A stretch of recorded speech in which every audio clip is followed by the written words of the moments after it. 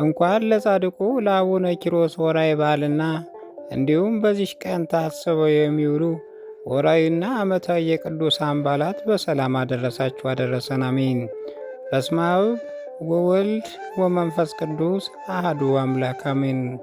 በክርስቶስ ክርስቲያን፣ በወልድ ውሉድ፣ በመንፈስ ቅዱስ መንፈስ የሆናችሁ የእመቤታችን የቅድስት ድንግል ማርያም የአስራት የቃል ኪዳን ልጆች በወደደንና ባከበረን በጌታችን በመድኃኒታችን በኢየሱስ ክርስቶስ ፍጹም ሰላም እንደያላችሁበት ሰዓት አቆጣጠር ሰላም እላችኋለሁ። እግዚአብሔር አምላክ በምሕረቱና በቸርነቱ ጠብቆ እዚህ ሰዓት እዚህ ያደረሰን የአባቶቻችን አምላክ የእኛም አምላክ ስሙ ለዘላለም የተመሰገነ ይሁን፣ አሜን። ከዚህ በመቀጠል የአባታችን የአቡነ ኪሮስን በሚያዝያ 8 ቀን የሚነበበውን ገድል ማንበብ እንጀምራለን። ይህን ዩቲዩብ ቻናል ላይክ እና ሰብስክራይብ እያደረጋችሁ ቤተሰብ ይሁኑ። አንድ አምላክ በሚሆን በአብ ወልድ ወመንፈስ ቅዱስ ስም አምነን የጻድቁ የአቡነ ኪሮስን ማንበብ እንጀምራለን። በሀገር ሮም ከአባቱ ንጉሥ አብያና ከእናቱ አንስራ ተወለደ። ደጋግና ቅዱሳን ወላጆቹም እግዚአብሔርን በመፍራት እየኖሩበት በነበረ ወቅት የተመረጠ አባት ሰጣቸው። አባ ኪሮስ የተወለደው በታኅሳስ 8 ቀን ነበረ። ጻድቁ አባት በቅድስና ሕይወት ትጋትና ማዕረግ አቡነ ኪሮስ ከመባሉ በፊት ኢላሶር ተብሎ ይጠራ እንደነበረ ታሪኩ ይነግረናል።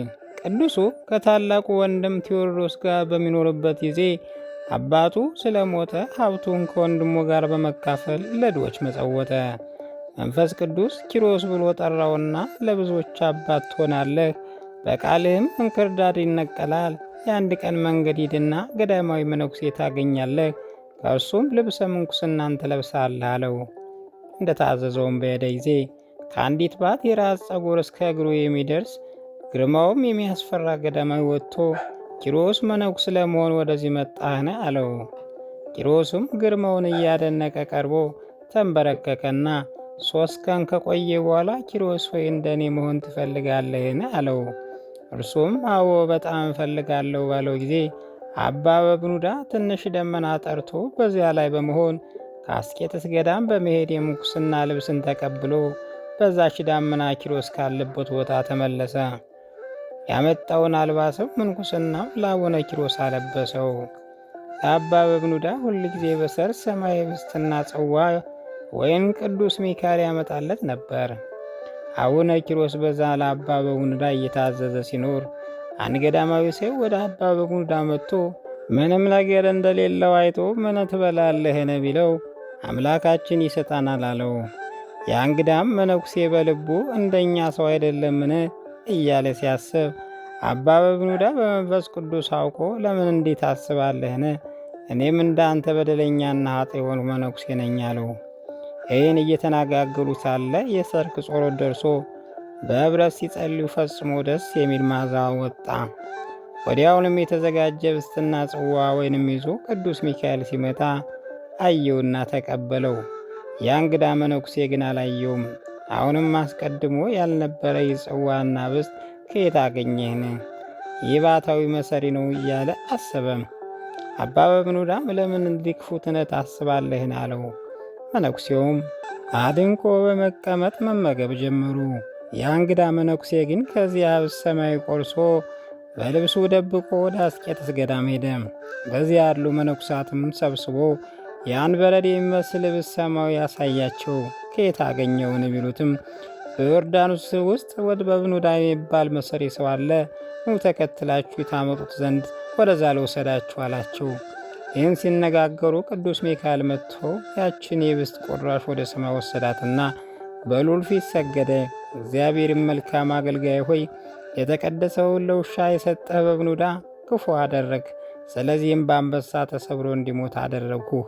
ይህም በረከት ይከለክላል። ይህንም ኅብስት በበረሃ ላለ ፊልሞና ለሚባል መነኩሴ እስከ ዕለተ ሞቱ ሲሳይ እንዲሆነው ሰጠው አለው።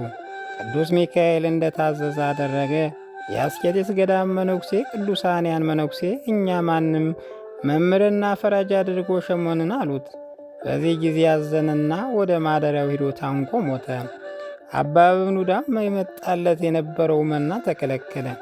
3 ቀን ምንም ሳይቀምስ ከቆየ በኋላ እያለቀሰ አባ ኪሮስ ልጄ ወይ ሰይጣን ወደ ማደሪያችን ገብቷል፣ ያገኘ ይህ ነገር ምንድን ነውን? አለው። አባ ኪሮስም ያ መነኩሴ ወጥቶ ከሄደ በኋላ እግዚአብሔር ተቆጥቷል አለው። አባ በብኑዳም የእግዚአብሔር ፍቃድ ይሁን አለ። ከዚያም አባ ኪሮስ ፍሬ እየሰበሰበ ይመለስ ነበር። አባ በብኑዳ ግን በቀንም ሆነ በማታ ከባቱ ሳይወጣ ይጸልይ፣ እንደ መንኮራኩርም ይሰግድ ነበር። አባ ኪሮስ እንዲህ እያለ ሲኖር አንድ ቀን የዕለት ሲሳይ ፍለጋ ወደ አንድ አገር ሄዶ ሳለ የኬልቄዶን ንጉሥ ሞቶ ሕዝቡ ሁሉ እየጮኹ እያለቀሱ ምድር እየረገጡ ብዙ የፈረስ ሰልፍ ተሰልፎ በአስከሬኑ ላይ ድባብ እየዘረጉ ካህናት በማንጠንት በፊቱና በኋላው እየዘመሩ ባየ ጊዜ አንዱን ሰው ይሄ ማየው ምንድነውን ብሎ ቢጠይቀው የኬልቄዶን ንጉሥ ስለሞተ ነው አለው። አባ ኪሮስም ለሞተ ሰው ይህን ያህል ይደረጋልን? እኔስ ንጉሥ ለልጁ ሰርግ ያደረገ መስሎ ነበር አለ። ይህም ብሎ አልፎ ፍሬ ሰብስቦ ወደ ማደሪያው ወደ አባ በብኑዳ በደረሰ ጊዜ አጽሙ በየቦታው ተበታትኖ አንበሳ ሲበላው ባገኘ ጊዜ በጣም አምሮ እያለቀሰ ጌታ ሆይ ለምን እንዲህ ታደርጋለህን? ፍርድስ መልካም አይደለም። በመንግሥት በመብልና በመጠጥ በደስታ የኖሩትን በክብር እንዲቀበሩ ታደርጋለህ። ስለ አንተ ሲሉ አባት፣ እናት፣ ሚስትና ልጆች ደስታን ሁሉ ትተው በተራራና በዋሻ በጾምና በጸሎት የኖሩትን ደግሞ ሥጋቸውን ለዱር አራዊት ትሰጣለህ። የአንተ ፍርድ ነገር ሳልሰማ እንዳልነሳ ያው ስምን ብሎ መሬት ላይ ተኛ። 40 ዓመት ሲሆነው ግማሽ ሥጋው አለቀ። ጌታ ኢየሱስ ክርስቶስ በመልአክ አምሳል ተገልጾ ተጋዳይ የሆንክ አርበኛ ኪሮስ ሆይ ሰላም ላንተ ይሁን፣ ተነሳለው። ኪሮስም አንተ ማነህን? መልአክ እግዚአብሔር ከሆንህ በስመ አብ ወወልድ ወመንፈስ ቅዱስ አሐዱ አምላክ በላለው። ጌታችንም በስመ አብ ወወልድ ወመንፈስ ቅዱስ አሐዱ አምላክ አለ። ኪሮስ መነሳት ባቃተው ጊዜ ምድርን ሥጋውን ታትያዥ ባላት ጊዜ ፈጥኖ ተነሳ። ኪሮስም ጌታችን እንደሆነ አወቀ። መላ ሰውነቱን እንዳበሰው ሰውነቱ እንደ ሕፃን ሆነ። በምድር ላይም ሰግዶ ጌታችን እንደ መብረቅ ሲለወጥና እልፍ አእላፋት መላእክት ሲያመሰግኑ ታያቸው። ጌታችንም ኪሮስ ሆይ አንተ ሚስትህ ልጆችን መንግሥትን የውተውህልኝ የማርያም ልጅ ኢየሱስ ክርስቶስ ነኝ። ስለ ሁሉ ብዙ ታገኛለህ። በምድር ላይ እንዳንተ ትዕግሥት የለበሰ አላገኘሁም። ለዚህም እንግዳ መነኩሴ ቅድሳቴን ለምን ሰጣችሁን? ስለዚህ ነው የበብኑዳ ሥጋ ላውሎት የሰጠሁት። በዚህ ምክንያት በፊቴ እንዳይወቀስ ነው። ለዚህ ሁሉ ሥራ ፍዳለሁና። አምላኩ በምድር ላይ የገሰጸው ሰው ብፁዕ ነው ያለው አልሰማምን? ኪሮስም ጌታ ሆይ ፍርድ ቅን ነው አለ። ጌታችን ከዚያ በኋላ የነፍስን ከሥጋ መለያየት ታዝንድ በገዳም ሂድ፣ ከዚያም ወደ ማደሪያ ተመለስ ብሎ ተሰወረ። አባ ኪሮስም በጌታችን ታዞ ደብረ ባሳት በደረሰ ጊዜ ቤተ ክርስቲያን ተሳልሞ የእመቤታችን ስዕል አይቶ ከዓይኖቹ እምባ እያፈሰሰ እመቤቴ ሆይ አስበኝ አላት። ስዕሊቱም ኪሮስ ሆይ መምጣትህ መልካም ነው፣ የአባትህን አጽም ትጠብቅ ዘንድ ወደ ማደሪያህ ተመለስ አለችው። ይህን ሰምቶ ከስዕሏ ፊት 700 ስግደት ሰገደ። በዕብራይስጥ ቋንቋ እንግዳ ነህና በቃህ በምሕረት መዝገብ ተመዝግቦልሃል የሚለው ቃል ሰማ። ከዚያስ መስፈርስ የሚባል ሕማም ለብዙ ጊዜ የታመመና በምድር ላይ የወደቀ ሰው አገኘ። በራስጌው ቅዱስ ሚካኤል፣ በእግርጌው ቅዱስ ገብርኤል፣ በቀኙ ቅዱስ ሩፋኤል፣ በግራውም በሳዳኬል በክንፋቸው ጋርደው አየ። እነርሱም በገዳዮች ፊት ሞትን የማይፈራ ሆይ እንዴት ነህን ብለው ሰላምታ ሰጡት። እርሱም አድንቆ በልልና ነዋሪዎች ሆይ በዚህ ስለምን ትቀመጣላችሁን? አላቸው። እርሱም ይህ እንድንጠብቀው እግዚአብሔር ታዘዘናል አሉት። እስከ መቼ ነው ቢላቸው አምላካችን እስከሚያሳርፈው ድረስ ነው ብለውታል። ከዚያ በኋላ ወደ ተታመመው ሰው መልሶ በዚህ ቦታ ከኖርህና ከታመም ምን ያህል ዘመን ነውን ብሎ ጠየቀው።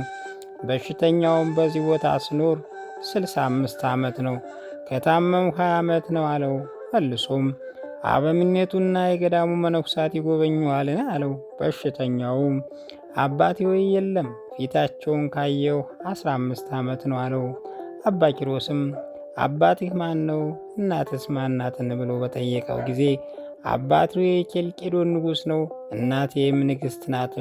በአባቴ ቤት ያሉ ሰዎች ወርቁንና ብሩን ቀጭኑን ልብስ ከብዛት የተነሳ በእግራቸው ረግጦታል አለው። ጥያቄውን በመቀጠል ወደዚች ገዳም ማን አደረሰህን? ብሎ ጠየቀው። እርሱም እንዳንተ ያሉ 2 ሰዎች ወደ አባቴ ቤት መጥተው ከዚያ አደሩ። እኩለ ሌሊትም ሲሆን ፊቱ ብሩህ የሆነ ሰው ወደ እኔ መጥቶ ሚሳኤል ወይ ብሎ ጠርቶ ሲነጋ ተነስተህ ከእነዚህ ቅዱሳን ጋር ሂድ አለኝ። እኔም ወጥቼ ወደዚህ ገዳም ደረስኩ አለው።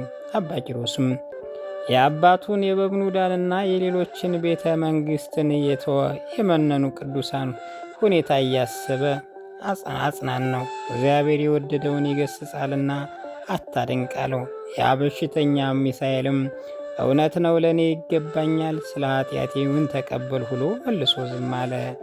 ያን ጊዜ በሞት ያሰናብተው ዘንድ አባ ኪሮስ ወደ እግዚአብሔር ጸለየ።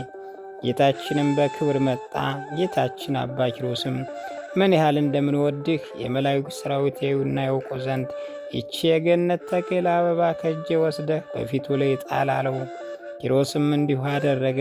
ያን ጊዜ በሽተኛው የሚሳኤል ነፍስ ያለ ጻር በፍጥነት ወጣች። መድኃኒታችንም ተቀብሎ ሳማት፣ ከእርሱም ጋር በብርሃን ሰረገላ ውስጥ አስቀመጣት። አውጥቶም በሰማይ ክብር አኖራት። አባ ኪሮስም አለቀሰ። አባ ኪሮስ የገዳሙ መነኩሳት የበሽተኛ ቅበሩት ሲላቸው ፈቃደኞች ባለመሆናቸው እያንጎራጎሩ ነበር። 4ቱ የመላእክት አለቆች ሥጋውን በከርቤና በሚያጠኑ የገዳሙ መነኩሳትም የሚሸት ምንድነውን? ይህ መነኩሴ ሥራኛው ቃል ይሆንን? ተባባሉ። ሥጋውንም በገዳሙ በእንግዳ መቃብር ቀበሩት። ከመቃብሩ ጥሩ ውሃ ፈለቀ፣ ለበሽተኞች ፈውስ ሆነ። አባ ኪሮስም እነዛን መነኩሳት በክፉ ሥራቸው ገሰጻቸው። መከራ ይመጣባችኋል አላቸው። ሊወግሩትም ድንጋይ ባነሱ ጊዜ ሰረገላ መጥቶ ወደ ማደሪያው አደረሰው። በማግስቱም በሽተኞች መጥተው የዚያን ገዳም መነኩሳት በሙሉ ፈጇቸው፣ ገዳሙም አቃጠሉት። አባ ኪሮስ በባቱ ሆኖ የሰራዊት ጽልመት የእነዚያን ክፉዎች መነኩሳት ነፍስ እየተቻኮሉ ወደ ሲኦል ሲዋርዷቸው አይቶ ይገባቸዋል አለ። በኋላ ግን እነዚያ ሱታን አሳቱኝ ብሎ እግዚአብሔር ይምራቸው ዘንድ 40 ቀንና ሌት ጾመ። አልምራቸውምና አትድከም የሚል ቃል ሰማ። ከዚያም ከጋለ ድንጋይ ላይ ተኝቶ ሥጋው በእሳት እንደተጠበሰ እስኪሆን ቆየ። ቃልም አልምራቸውም አትድከም አለው። እንደገናም በሆዱ ተኝቶ ዓይኑ ወልቆ ታወረ። ሰይጣንም ከሩቅ ሆኖ ብዙዎች በኪዳንህ ያሳትክና ገንዘብ ልትወስድ የተነሳ ኪሮስ ሆይ አንተ ነህን? አሁን ዓይንህ ጠፋ፣ ማን ይረዳሃል? ማንስ ይመራሃልን? አለው። ይህንም ሲሰማ አባ ኪሮስ ወደ ጌታ ፈጽሞ እያለቀሰ ጸለየ። ጌታችንም ወደ እርሱ መጥቶ ኪሮስ ሆይ ሰላም ላንተ ይሁን፣ በእውነት አንተ ሰውን ወዳጅ ነህ። ድካምን ሁሉ በኢየሩሳሌም ሰማያዊት ተመዝግቧል።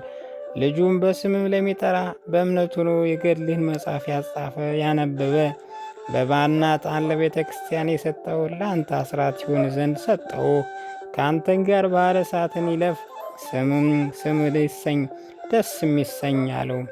ይህንን ብሎ የራሱን በእጆቹ ይዞ ፈወሰው። ቅዱስ ኪሮስም በፊት ሞገስን ካገኘው እነዛን መነኩሳት ማረልኝ አለው። ጌታችንም ያመጧቸው ዘንድ አዘዘ። ነፍሳቸውን ከሥጋቸው ጋር አዋህዶ አስነሳቸው። አባ ኪሮስም ባዩት ጊዜ አፈሩ። በአባ ኪሮስ ልመና አልባስም ምንኩስና ለበሱ። ወደ ገዳማቸው የሚወስድ መንገድም አሳይቷቸው እንደሄዱ አዘዛቸው። ከገዳማቸው ደርሰው ቤተ ክርስቲያን ሰርተው በጾም በጸሎት እንግዳ በመቀበል ኖሩ። ከብዙ ጊዜ በኋላ ቅዱስ ኪሮስ የእነዛን መነኩሳት ሕይወታቸውን ያይ ዘንድ መልአኩን ላከ ብሎ በጸለየ ጊዜ ጌታችን አንተው ሂድ ጎብኛቸው ብሎ ደመና ጠርቶን በዚያች ላይ አውጥቶ በሰላም ሂድ ብሎ አሰናበተው። ኪሮስም ወደዚያ ደርሶ ወደ ሚሳኤል መቃብር ሄደ። መነኩሳቱን ባዩ ጊዜ ከአበምኔቱ ጋር ሩጠው ሄደው አቅፈው እየሳሙት ደህና ነህን አሉት። እርሱም ውሻና ነዳይ ለመሆን ለእኔ ይህ ክብር ለምኔ ነውን አላቸው።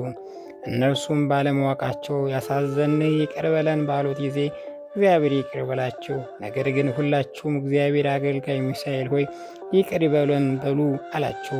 እነርሱም የእግዚአብሔር አገልጋይ ሚሳኤል ሆይ ይቅር በለን አሉ። በዚህ ጊዜ እግዚአብሔር ይቅር ይበላቸው፣ በእናንተ ምክንያት ወደ መንግሥተ ሰማያት ገብቻለሁና የሚል ቃል ሰሙ። እነርሱም ይህን የናቅነው የጣልነው ሚሳኤል አይደለምን ብለው እያደነቁ አጽሙን ወደ ቤተ ክርስቲያን ውስጥ ሊያስገቡት በፈለጉ ጊዜ ባለበት ተዉት፣ ነገር ግን በጸሎት ትጠቀሙ ዘንድ ተዝካሩን አድርጉ አላቸው። እርሱም እየመከራቸው ወደ ቤተ ክርስቲያን ደረሱ። አባ ኪሮስም የክርስቶስ ማደሪያ ሆይ ሰላም ብሎ በተሳለመ ጊዜ በሀገ ፈላሴ ክቡር መጻተኛ ሆይ ሰላም ስላለው አደነቀ። አበብኔቱም በቤት እደር ቢለው አይሆንም ብሎት በሚሳኤል ማደሪያ መነበረው አንጻር ሂዶ አደረ። በማግስቱም ከእንግዲህ ወዲህ በመንግሥተ ሰማያት እንጂ በዚህ ምድር አንታይምና በጸሎታችሁ አስቡ ብሎ ተሰናብቷቸው ወደ ማደሪያው ተመልሶ አጋንንትኑ ሲላቸው እየመጡ ሂዱ ሲላቸው እየሄዱ ሲገዛቸው ኖረ። ከዚያ በኋላ ቅዱስ ኪሮስ በገድልና በትሩፋት እየተቀጠቀጠ ለብዙ ዘመናት ከኖረ በኋላ በ270 ዓመተ ሐምሌ 8 ቀን ቅዱስ ዳዊት እየዘመረለት እልፍ አእላፋት ቅዱሳን መላእክት በተገኙበት ጌታችን ኢየሱስ ክርስቶስ ነፍሱን ከሥጋው ለይቶ አሳርጎታል። ጌታችን የአስቄጥስ ገዳም አባውማ ሥጋውን ገንዞ እንዲቀብረው አደረገ። እርሱም የንጉሥ ዘይኑን ልጅ ቅድስት ኤላርያን ሥጋዋን የገነዘ ነው። ደግሞም አባውማ ጌታችን እንዳዘዘው በመንፈስ ቅዱስ የቅዱስ ኪሮስ ገድሉን የጻፈ ነው። እኔ አባውማ የቅዱስ ኪሮስን ገድሉን ጽፌ ለሚያነበውና ለሚሰማ ሁሉ መጽናኛ ይሆን ዘንድ ወደ ቤተ ክርስቲያን ሁሉ ወደ ገዳማት ሁሉ ላክ ብሎ ተጽፏልና ጌታችን መድኃኒታችን ኢየሱስ ክርስቶስ ከአባታችን ከአቡነ ኪሮስ ረድኤት በረከት ይክፈለን። ለሀገራችን ሰላሙን፣ ለሕዝባችን ፍቅሩን ይስጠን። የሰላም አባት አምላክ ኢየሱስ ክርስቶስ ሆይ ለቅዱሳን ሐዋርያት ሰላምን እሰጣችኋለሁ፣ የምሰጣችሁ ዓለም እንደሚሰጣችሁ አይደለም ብለህ እንደነገርካቸው አሁንም እውነተኛ ሰላም አተን እየተዋተትን ላለችው ዓለማችን ሰላም ስጣት። የሰላም አባት ሆይ ጦረኞች በጦራቸው፣ ባለጸጎች በሀብታቸው፣ ዝነኞች በዝናቸው ሰላምን ሊያመጡ አይችሉምና እውነተኛ ሰላም ከአንተ ስጠን። ጌታ ሆይ የዓለም መንግሥታት ሁሉ ለፍቅርህ እንደተገዙ በእውነተኛ የሰላም አባትነትህ እንድትጠብቀን አድርጋቸው። የአንተ መንግሥት የሰላም መንግሥት ናትና ወደ እኛ ትመጣ ዘንድ በየዕለቱ የሚከሰተውን ጥልና ክርክር፣ መለያየት፣ ደም መፋሰስ አጥፋልን ለዘላለሙ አሜን።